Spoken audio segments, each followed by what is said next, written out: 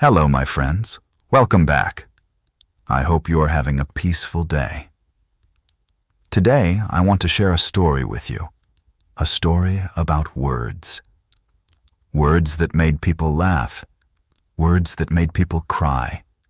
Words that traveled across the world. Can you imagine one person changing how we speak English? This person was born more than 400 years ago, but his words are still alive today. His name was William Shakespeare. Take a moment to relax. Listen to this journey with me. And if you enjoy learning English through stories, please subscribe. It helps us bring you more calm, simple stories like this one. William Shakespeare was born in the year 1564. He was born in a small town called Stratford-upon-Avon. This town was in England. It was a quiet place with a river and simple streets. His father was John Shakespeare. John worked with leather. He made gloves. His mother was Mary Arden. She came from a family with land. William was their third child. He had brothers and sisters. Life in those days was different. There were no cars or electricity. People lived simply. They worked hard. Families stayed close together. When William was young, he went to school. His school was called a grammar school. At this school, children learned Latin. They read old stories. They studied language and poetry. William loved words. He loved the way words sounded. He loved the way they created pictures in the mind. But his family did not have much money. When William was a teenager, he had to leave school. He needed to help his father. This was normal in those times. Many children stopped learning early. But William never stopped reading. He never stopped thinking about stories. When William was 18 years old, something important happened. He married a woman named Anne Hathaway. Anne was older than William. She was 26 years old. They had 3 children together. First, they had a daughter named Susanna. Then they had twins. The twins were named Hamnet and Judith. William now had a family. He needed to provide for them. He needed money. He needed work. But Stratford was a small town. There were not many opportunities. We do not know everything about these years in William's life. History is sometimes silent. But we know that William left Stratford. He traveled to London. London was the big city. It was full of noise and people and possibility. Why did he go? Maybe he wanted adventure. Maybe he needed money. Maybe he wanted to chase his dream of writing. This was a difficult decision. He left his wife and children behind. In those days, travel was slow and hard. Letters took time. But William believed in something. He believed in words and stories. He believed in theater. London was busy and exciting, but it was also dangerous. Streets were dirty. Disease spread quickly.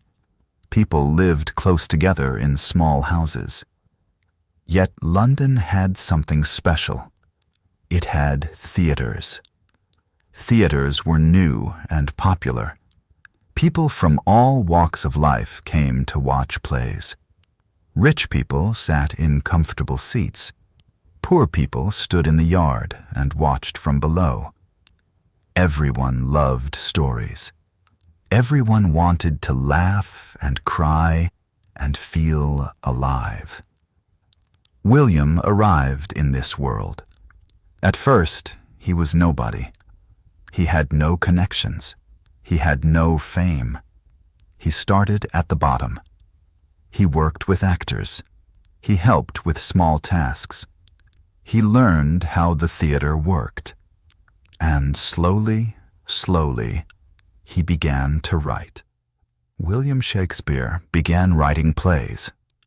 His first plays were simple, but people liked them. They liked his words. They liked his stories. Soon, he became known. Theaters wanted his work. Actors wanted to perform his plays. He wrote about kings and queens. He wrote about love and jealousy. He wrote about magic and murder. He wrote about ordinary people with big dreams. His stories touched everyone. They were funny and sad and real. People saw themselves in his characters. They felt what his characters felt. Shakespeare wrote many famous plays. He wrote Romeo and Juliet. This is a story about two young people in love, but their families hate each other. It is a tragedy. It is beautiful and heartbreaking. He wrote Hamlet. This is about a prince who must make difficult choices. He wrote Macbeth. This is about power and ambition. He wrote A Midsummer Night's Dream. This is about love and magic in a forest. He also wrote comedies. Comedies made people laugh. He wrote histories about English kings. And he wrote sonnets. Sonnets are short, beautiful poems about love and time and life. Shakespeare did not work alone. He joined a group of actors called the Lord Chamberlain's Men. Later, they became the King's Men. They performed at a theater called the Globe. The Globe was a special place. It was round and made of wood. It was open to the sky. When it rained, actors and audience got wet, but nobody cared. The stories were too good. Shakespeare was not just a writer. He was also an actor. He performed in plays. He understood the stage. He understood rhythm and movement and emotion. This made his writing powerful.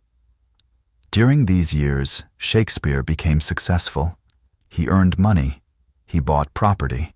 He invested in theaters. He sent money back to his family in Stratford. But success did not make him proud or cold. His words stayed human. His stories stayed true. He understood people deeply. He understood their fears, their hopes, their mistakes, their love.